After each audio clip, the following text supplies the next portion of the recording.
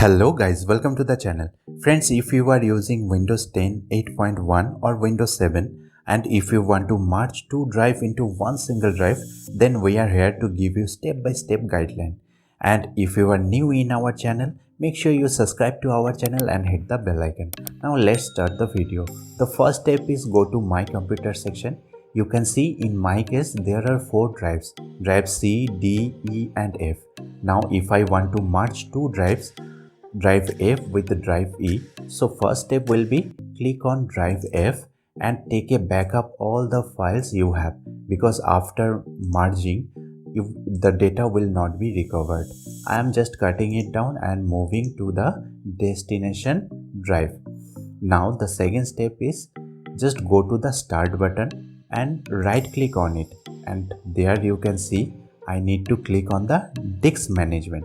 A new window will pop up and there it is, and you will see the drives, all the drives and the allocated space are listed here. So if I want to merge the drive F with drive E, so I need to click on the drive F button and then right click on it, and I need to delete the volume. Now a new window will pop up, then you need to click on yes, and after clicking on it, in a magical way you can see the drive F is invisible now. So, and it is showing 99.29 GB is unallocated. So I need to merge this unallocated space with drive E, which is 100 GB. Now all I have to do, I need to click on drive E or the destination drive. In my case it is E, in your case it may be drive C or drive D.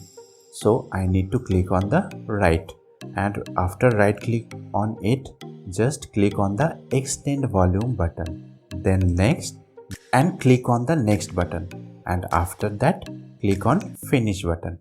Now just refresh it and you will see 199 GB, that means 200 GB. Before it was 100 GB, now it is almost 200 GB. Guys, if this video is helpful for you, make sure you subscribe to our channel, hit the bell icon, and don't forget to share with your beloved people.